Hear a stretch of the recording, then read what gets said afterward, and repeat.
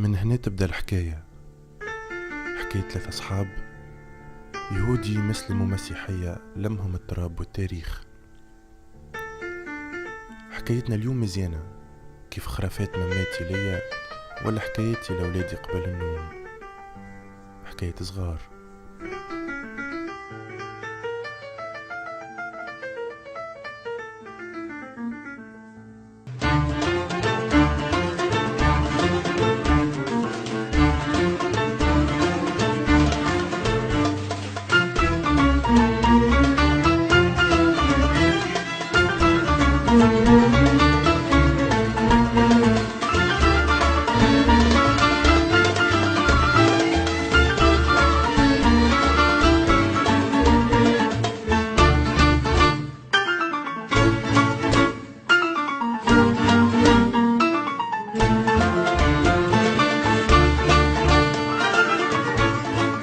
اليهود والمسيح والمسلمين تابعين الروح البلاد على خاطرهم أولاد البلاد.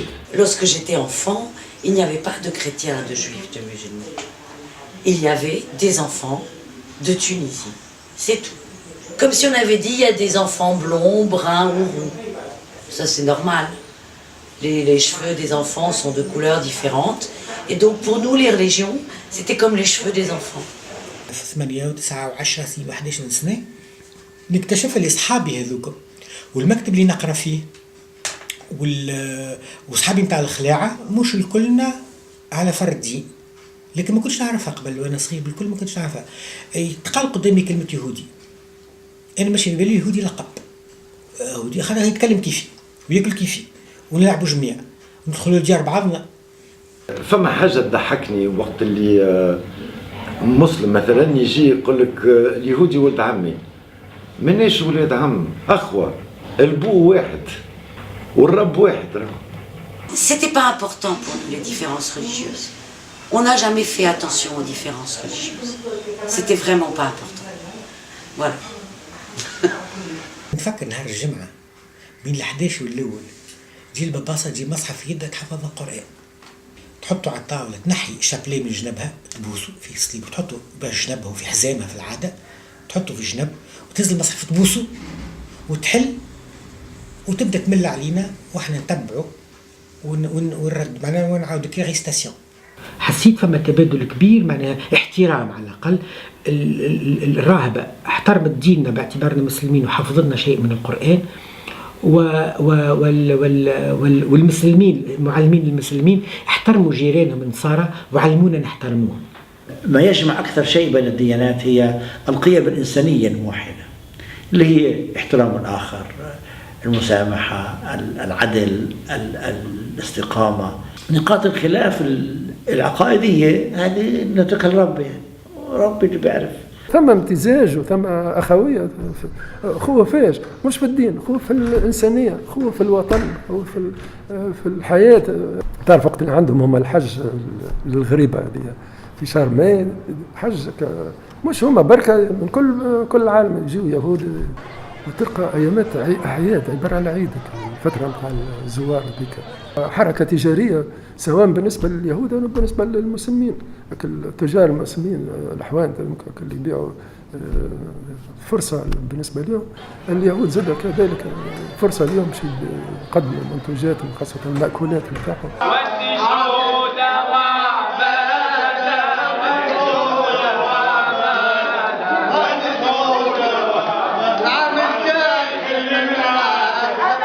وقتها كنت نمشي نقعد في التركينة غادي معناها dans mon petit coin. Giorno amore. Salut, tu m'avais pas habitué à autant de ponctualité. C'est toi, princesse. Je suis un peu impressionnée, c'est quoi tout ce matériel? Mais non. Oh, ça c'est rien. Tu aurais vu quand ils sont venus avec les trucs de lumière et tout ça, je leur ai dit non. Chez Monique, il y a suffisamment de lumière, c'est bien. On peut adorer ce pays à partir du moment où on a décidé, où bien la vie a fait que ce pays soit le nôtre. Moi, c'est mon pays, je veux dire, j'ai pas de racines ailleurs qu'ici. Comme toi, tu n'as pas de racines ailleurs qu'ici. Je veux dire, au bout de combien de générations, toi, Ah mon Dieu, je sais plus. Du côté de maman, ça doit faire 5 ou 6. Du côté de papa, 3 sûrement, 4 peut-être. On ne sait pas. Bon, moi c'est 25 générations. Bah oui, déjà, non, c'est bien quand sûr. même, Toute l'éternité. voilà. Toi, tu es le plus ancien, toi. Tu es plus qu'un dinosaure, toi. Oui, absolument. On doit être à peu près de la même époque. De la même époque, d'accord. On n'est pas juif tunisien uniquement parce qu'on est né dans une famille juive tunisienne. On est juif tunisien parce qu'on a vécu en Tunisie, parce qu'on a vécu dans un entourage divers et variés, composé de musulmans, de chrétiens, de juifs. On a mangé des choses, on a bu des choses, on a senti des choses, on a écouté des choses. Et quand je suis arrivée en France pour faire mes études supérieures à 17 ans, j'ai compris qu'en France, les Français ne parlaient que français. Et ça m'a semblé très bizarre. Alors que moi, pour moi, c'était normal d'en parler 3. Voilà. Et je me suis dit, les pauvres, ils ont vraiment pas de chance. Et je me suis sentie, je devrais pas dire ça, mais extrêmement supérieure. J'ai trouvé que j'étais supérieure aux Français parce que moi, j'avais une variété de choses à ma disposition qu'ils n'avaient pas. عشنا أكثر من هكايا. عشنا المشاركة في بعض أعياد، في بعض مشاركة فعلية في بعض أعياد. خرجت المادونا في حلق الواد. C'est quelque chose de très impressionnant. Pour le petit peuple de la Goulette, cette Vierge, c'était un petit peu la protection. C'était un peu le porte-bonheur, d'accord, de ce petit peuple de la Goulette. Donc, le 15 août, on avait l'habitude de sortir la Vierge, portée par des hommes sur une espèce de châssis comme ça. On faisait un petit tour dans la Goulette. On allait jusqu'à la mer aussi. Et à la mer, on jetait des fleurs. ذكري كانت تصير حاجة كبيرة ما خلطناش عليها بالضبط، خلطنا عليها الدول، أما يبدو أنه قبل كانت تخرج الموسيقى والبي يبعث الموسيقى نتاعو، الموسيقى الرسمية نتاع الدولة باش تخرجها. Les pêcheurs, ils étaient italiens, ils étaient maltais, ils étaient musulmans tunisiens, donc il y avait de tout. Donc tout le monde allait accompagner cette statue et tout le monde allait jeter les fleurs dans l'eau pour leur porter bonheur. كانت تهبط حتى للماء ولا البحر، ونهار عباد ما نهارتها ما يعوموش. مش النصارى برك ما يعوموش، لا خلق ربي الكل ما تلقى حتى حد يعوم. العام 12 شهر عوم حتى في ديسمبر ما يقلقهمش، اما لو 15 اوت بالذات لا. مثلا فما حاجات اللي ما يعرفوهاش العباد، كان تاخو غنايه اللي توا يغنيوها الكل في العروسات كيما جد النبي وفرحنا بيه. وقت اللي العروس يدخل وكل شيء العباد تقوم وتبدا تغني جانا النبي وفرحنا بيه صلى الله عليه. C'était un chant qui avait été écrit par Cheikh Al-Afrit, où Ken Teba, en fait, c'était un chant en hommage au prophète Élie, qui est, d'après la tradition juive, un des prophètes préférés, peut-être le prophète préféré de Dieu. La communauté arabo-musulmane a repris cette chanson en hommage au prophète Mohammed. عفريت ساعة جاي من عفريت، عفريت معناها العبري، الشيخ العبري. على مستوى الأداء الصوتي والغناء الشيخ العفريت فريمون معلم، إذا كان قارنوه بالفنانين الآخرين الكل اليهود التوانسة. Aujourd'hui, les gens interprètent cette chanson et la chantent comme si c'était naturellement un chant consacré à Mohammed. Or, je veux dire, si on voit l'origine, mais c'est pareil, je veux dire, c'est toujours pour rendre hommage à un saint, pour rendre hommage à un prophète, pour rendre hommage à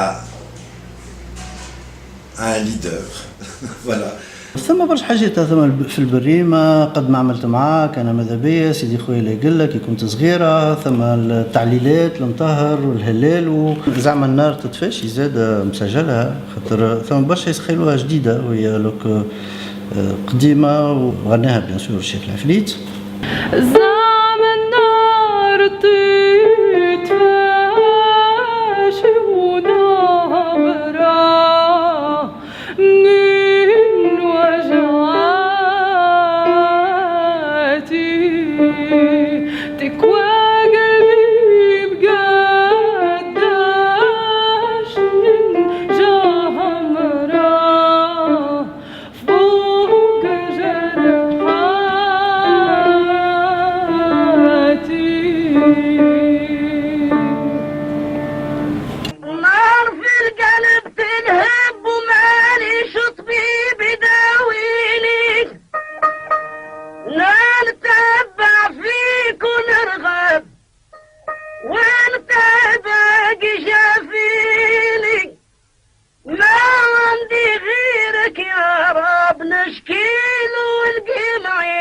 الله عليك يا عفريت. عيت نشكي وعيت نتكلم قلبي مهلم وانت ما ترحم. On est des mosaïstes, des représentants al-Fusay al-Thaqafiyya. Je présentais souvent cette image-là en disant que la Tunisie c'était une main, la main de Fatma, bon, qui, si on remonte dans les origines, c'est aussi la main de Tanit, donc la main de Dieu, la main protectrice. Et dans une main, on a 5 doigts qui sont tous différents les uns des autres. C'est un peu le cas de la Tunisie, on est tous ses enfants et on est tous différents.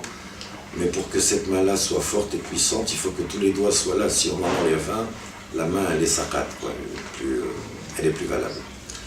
La Tunisie, c'est mon pays, c'est ma maison, c'est mon univers, c'est difficile de parler de la Tunisie pour moi. C'est en moi, c'est dans mes tripes, dans mon sang, dans ma tête. La Tunisie, c'est une histoire. C'est comme un conte de fées, la Tunisie. Les enfants ne se laissent jamais des contes de fées. Parce que c'est beau, les contes de fées. Et ça finit toujours bien.